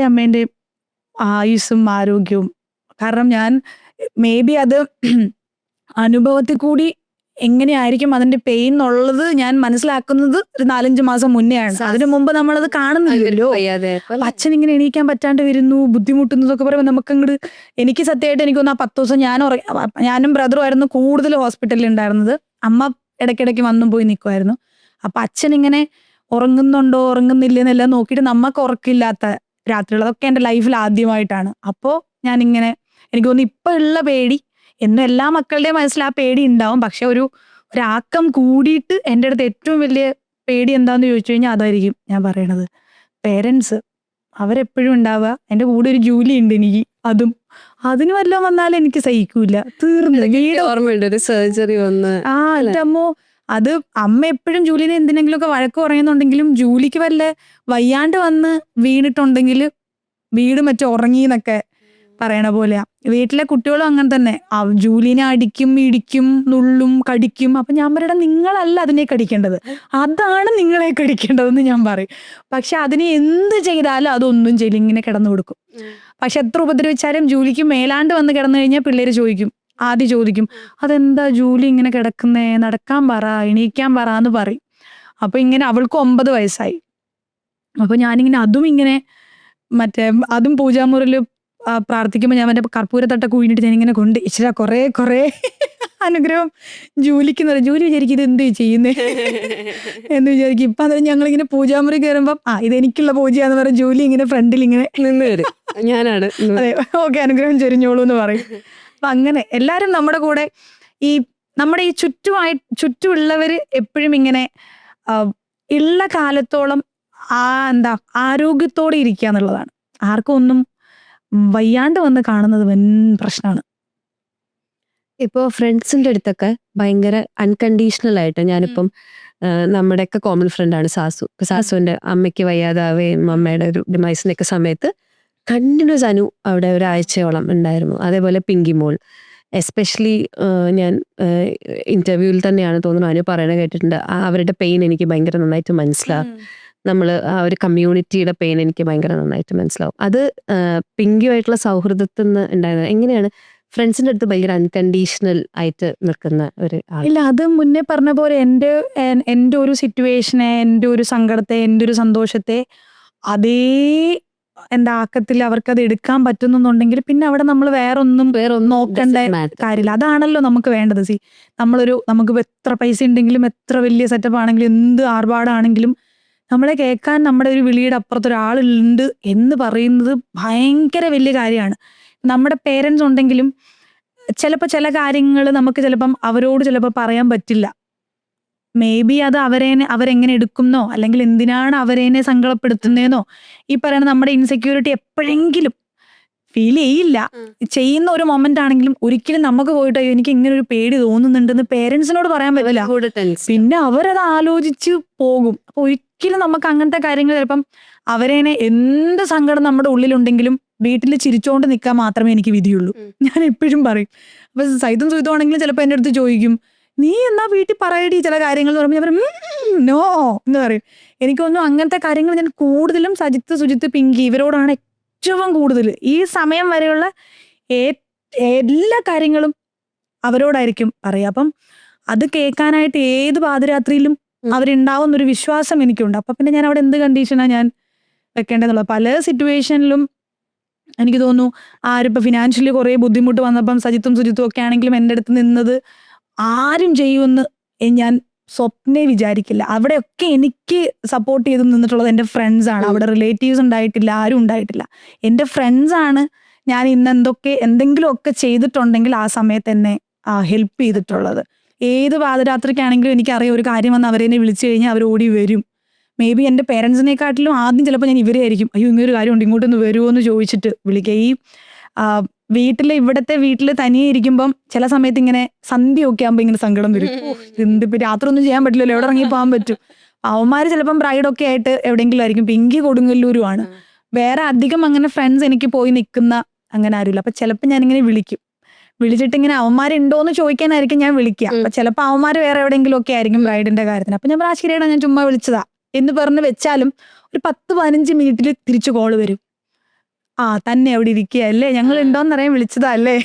അപ്പൊ ഞാൻ പറയും അയ്യോ എനിക്ക് സങ്കടം വരുന്നേ, ഞാൻ തന്നെ ഉള്ളു ഇവിടെ രാത്രിയായി എന്നൊക്കെ പറയുമ്പോ അവന്മാര് പറയും നിന്ന് പഠിക്കണം കൊച്ചേ, നമുക്ക് ആരും ഉണ്ടാവില്ല, നീ തന്നെ നിന്ന് പഠിക്കുന്നു പറയും. പക്ഷെ ഞാൻ ഈ പറഞ്ഞതിന്റെ ഇമോഷൻ അവന്മാര് മേ ബി ഇപ്പൊ മനസ്സിലാക്കുന്നുണ്ട്. അമ്മ മരിച്ചിട്ട് 2-3 മാസമേ ആയിട്ടുള്ളൂ. അപ്പം ഇപ്പൊ അവന്മാര് ചെന്ന് വീട്ടിൽ കയറുമ്പോ അവിടെ ആരും ഇല്ല. അപ്പൊ അവന്മാര് ഇപ്പൊ എന്നോട് പറയും നീ ഇടയ്ക്ക് ഇരുന്ന് വിളിക്കില്ലേ, ശരിയാട്ടോ തന്നെ നിക്കാൻ വലിയ പാടാ. ഞാൻ പറയാ തന്നെയല്ലോ നിങ്ങൾ 2 പേരില്ലേ, നിങ്ങൾ കാര്യം പറയാനും മുഖത്തോട് മുഖം നോക്കുമ്പോഴും ടി വി കാണുമ്പോഴും അപ്പുറത്തൊരാളില്ലേ, ഞാനിവിടെ അതില്ല. അപ്പൊ അവരോ ശരിയോടി പറ്റത്തില്ല, വൻ പാടാ കേട്ടോ, നീ അന്ന് പറഞ്ഞത് എനിക്ക് ഇപ്പൊ മനസ്സിലാവുന്നുണ്ട് എന്ന് പറയും. അപ്പോ ഇപ്പം എനിക്ക് അന്ന് മനസ്സിലാവാത്തൊരു ഇമോഷൻ എന്താന്നുള്ളത് അവരിപ്പൊ റിയലൈസ് ചെയ്യുന്നുണ്ട്. അപ്പൊ അങ്ങനത്തെ കുറെ കാര്യങ്ങളുണ്ട്. അപ്പൊ ഇപ്പോഴാണെങ്കിലും അവന്മാരപ്പ പറയുന്നത് എപ്പോഴാണെങ്കിലും തന്നെ നിൽക്കാൻ ബുദ്ധിമുട്ടുണ്ടെങ്കിൽ ഇങ്ങോട്ട് വാ. നേരത്തെ അങ്ങനെ തന്നെയാ, ഇവിടുത്തെ വീടുണ്ടെങ്കിലും ചിലപ്പോൾ ഞാൻ രാവിലെ ഒക്കെ അവിടെ ഇരുന്നിട്ട് സന്ധ്യ കഴിയുമ്പോൾ ഞാൻ അവിടെ പോവും. എന്നിട്ട് അവന്മാര് സലൂണിൽ പോകുമ്പോഴാണ് ഞാൻ എന്റെ ഇവിടുത്തെ വീട്ടിലേക്ക് പോവുക. പിന്നെ റിലേഷൻഷിപ്സിന് ഇപ്പൊ കുറെ പുതിയ ടേംസ് ഉണ്ട്, സിറ്റുവേഷൻഷിപ്പ്, നാനോഷിപ്പ്, പിന്നെ വേറെന്തോ ഈ ഇടക്ക് പുതിയതായിട്ട് കണ്ടുപിടിച്ചിട്ടുണ്ട്, സെപ്പറേറ്റ് റെസിഡന്റ്. ഭാര്യയും ഭർത്താവും ആണെങ്കിലും വേറെ വേറെ വീടുകളിൽ താമസിക്കുക. നമ്മളിങ്ങനെ ഒരുമിച്ച് താമസിക്കുമ്പോൾ പൊതുവെ മനുഷ്യന്മാർക്കൊക്കെ പണിയില്ലല്ലോ, അപ്പൊ ഒരുമിച്ച് ഇങ്ങനെ തമ്മിൽ കണ്ട് മടിക്കാണ്ടിരിക്കാൻ വേണ്ടിയിട്ടായിരിക്കും. ഇതൊന്നും ഞാൻ അറിഞ്ഞില്ല. ഇല്ല അല്ലേ? അപ്പോ ഇത്തരം പുതിയ പ്രയോഗങ്ങളൊക്കെ ഉണ്ട്. അപ്പൊ റിലേഷൻഷിപ്പിന്റെ കാര്യത്തിൽ ഓൾഡ് സ്കൂൾ ആണോ അതോ ഇങ്ങനത്തെ എന്തെങ്കിലും പുതിയ? പഴയ സ്കൂള്, പണ്ട് ലോങ് ബാക്ക്, അന്തകാലം. എനിക്കിപ്പോഴത്തെ ഈ പറഞ്ഞ ഷിപ്പ് ഒന്നും സെറ്റ് ആവുന്നു, അങ്ങനത്തെ ഷിപ്പൊന്നും എനിക്കില്ലാന്ന്. പിന്നെ എന്റെ പാർട്ട്ണർക്ക് ഈ ഒരു സാധനം ഉണ്ടെങ്കിൽ പറ്റൂല, വർക്കാവൂല നമ്മള് റിലേഷൻഷിപ്പ്, അങ്ങനെ വിചാരിക്കുന്ന എന്തെങ്കിലും ഒരു സാധനം ഉണ്ടോ? അല്ല പണ്ടാണെങ്കിൽ ഞാൻ പറ്റാത്ത ഒരു, പണ്ട് ഞാൻ പറയായിരുന്നു സ്മോക്കിങ്ങും ലിക്കറും ഒന്നും പറ്റില്ല എന്ന് ഞാൻ പണ്ട് പറയുന്ന കാര്യമായിരുന്നു. സിഗരറ്റ് വലിക്കുന്ന ആൾക്കാരെ എനിക്ക് പറ്റേയില്ല എന്ന് പറയുന്നത്. കാരണം എന്റെ വീട്ടിൽ ആരും സ്മോക്ക് ചെയ്യില്ല. അച്ഛൻ എനിക്ക് എന്തോ ചെറുപ്പ സമയത്ത് എങ്ങാണ്ട് അച്ഛൻ സ്മോക്കിംഗ് നിർത്തിയാണ്. അച്ഛൻ സ്മോക്ക് ചെയ്യായിരുന്നു ഇത്രേ, കേട്ടറിവ് മാത്രമാണ്. അച്ഛൻ എന്നോ കണിശമായിട്ട് ഇങ്ങനെ ചുമ വന്ന സമയത്ത് അച്ഛൻ ഒരു ദിവസം കൊണ്ട് തീരുമാനം എടുത്തു ഇനി ഞാൻ സ്മോക്ക് ചെയ്യില്ല എന്ന്. അപ്പൊ ഞാൻ അച്ഛൻ സിഗരറ്റ് വലിക്കണതും ഞാൻ എന്റെ ഓർമ്മയിൽ കണ്ട ഓർമ്മ എനിക്ക് അങ്ങനെ ഇല്ല, എന്തോ ഒരു ചെറിയ ഇത് മാത്രമേ ഉള്ളൂ. അപ്പം ആ സ്മെല്ലേ പരിചയമില്ല, ബേസിക്കലി ഇഷ്ടമില്ല. മേ ബി ഇനി ആരെങ്കിലും ഒക്കെ യൂസ് ചെയ്ത് അങ്ങനെ കണ്ടിട്ടുണ്ടായിരുന്നെങ്കിൽ, കേട്ടിട്ടുണ്ടായിരുന്നെങ്കിൽ, ആസ്വദിച്ചിട്ടുണ്ടായിരുന്നെങ്കിൽ കുഴപ്പമില്ല. ബ്രദർ വലിക്കില്ല, പിന്നെ എനിക്കറിയാവുന്ന ഈ ഫ്രണ്ട് സർക്കിളിൽ ആ സമയത്ത് ആരും. അപ്പൊ എനിക്ക് അന്ന് ചോദിക്കുമ്പോൾ ഞാൻ പറയും അന്ന് കള്ളു കുടിക്കുന്ന ആരെയും വേണ്ട, സിഗരറ്റ് വലിക്കുന്ന ആരെയും വേണ്ട. അങ്ങനെ ഡ്രിങ്ക്സ് കഴിക്കലും നമ്മുടെ ഫാമിലിയിൽ അങ്ങനെ അങ്ങോട്ട് ഇല്ല. അച്ഛനൊക്കെ ആണെങ്കിലും വല്ലപ്പോഴും അച്ഛൻ കഴിച്ചത് ഞങ്ങൾ പോലും അറിയില്ല, അങ്ങനത്തെ. പിന്നെ പിന്നെ പിന്നെ കുപ്പിയൊക്കെ നമുക്കറിയുന്ന സമയത്താണ് അച്ഛൻ കുടിക്കുന്നത് ഇതാണല്ലേ, എന്നിട്ട് ഞാൻ പുറത്ത് പോയിട്ട് വരുമ്പോൾ അച്ഛനെ കൊണ്ടു കൊടുക്കുക, ഇതൊക്കെ. അപ്പം ആ സമയത്ത് ഞാൻ അത് പറയായിരുന്നു. പക്ഷെ പിന്നീട് ഇപ്പൊ ഒന്നും അതൊന്നും വലിയ സംഭവമായിട്ടൊന്നും തോന്നാത്തത് കൊണ്ടും, അതായത് ഉണ്ടായിരുന്ന ഡിമാൻഡ് അത് മാത്രമായിരുന്നു, അതിപ്പോ ഇല്ലാണ്ടായതുകൊണ്ട് ഇപ്പൊ ശരിക്കും പൊതുവെ അങ്ങനത്തെ ഒരു ഇതുണ്ടെങ്കിൽ എനിക്ക് പറ്റില്ല. അതിലും വലിയ ലഹരിയൊക്കെ ഉള്ളവരാണെങ്കിൽ ഞാൻ പറയൂ കേട്ടോ പറ്റില്ല, അതാണോ പറ്റില്ല കേട്ടോ. അല്ലാണ്ട് ഒന്നും അങ്ങനെ ഒന്നുമില്ല. നമ്മൾ അങ്ങനത്തെ ഒരാൾ വരുന്നുണ്ടെങ്കിൽ നമ്മളതിനെ സപ്പോർട്ട് ചെയ്യുന്ന ഒരാളായിരിക്കണം. എനിക്ക് ഈ പരിചയമില്ലാത്തവരെ അങ്ങനെ എന്റെ വീട്ടുകാരിങ്ങനെ ചോദിക്കും എന്താ ഉദ്ദേശം എന്താന്ന് ഇങ്ങനെ ഇടയ്ക്കിടയ്ക്ക് ഓർക്കുമ്പോൾ അവരിങ്ങനെ ചോദിക്കും. കുറച്ചൊരു 2-3 വർഷം മുമ്പേയൊക്കെ നന്നേ ചോദിച്ചിരുന്നു, ഇപ്പൊ അവര് മടുത്തുന്ന് തോന്നുന്നു. എന്നാലും അമ്മയും അച്ഛനും ഒക്കെ മറ്റേ ഉറക്കത്തുനിന്ന് അച്ഛൻ ഇല്ല, അമ്മ ഇടയ്ക്കൊക്കെ മറ്റേ കട്ടളപ്പടിയിലൊക്കെ അടുക്കളയിൽ ഇരിക്കുമ്പോൾ ചോദിക്കും എന്താ ഉദ്ദേശിച്ചത് എന്താന്ന് ഇങ്ങനെ ചോദിക്കുമ്പോൾ ഞാൻ ഇങ്ങനെ പറയും ഒന്നുകിൽ അമ്മയ്ക്ക് അറിയാലോ, എനിക്ക് അറിയാത്തവരെ ഈ ചായ കൊടുക്കൽ സെറ്റപ്പ് നടക്കുന്ന പരിപാടിയല്ല. എന്നെ നന്നേ അറിയുന്ന, എൻ്റെ നല്ല കാര്യങ്ങളും മോശം കാര്യങ്ങളും അലമ്പും അഹങ്കാരവും എല്ലാം അറിയുന്ന ഒരാളാവണം. അങ്ങനെയുള്ള ഒരാളാവണം എന്നുണ്ടെങ്കിൽ എൻ്റെ കൂടെ കുറെ വർഷമായിട്ട് പരിചയത്തിലുള്ള ആളായിരിക്കണം. അങ്ങനെ നോക്കുന്ന എല്ലാവരും എൻ്റെ ആങ്ങളമാരാണ്.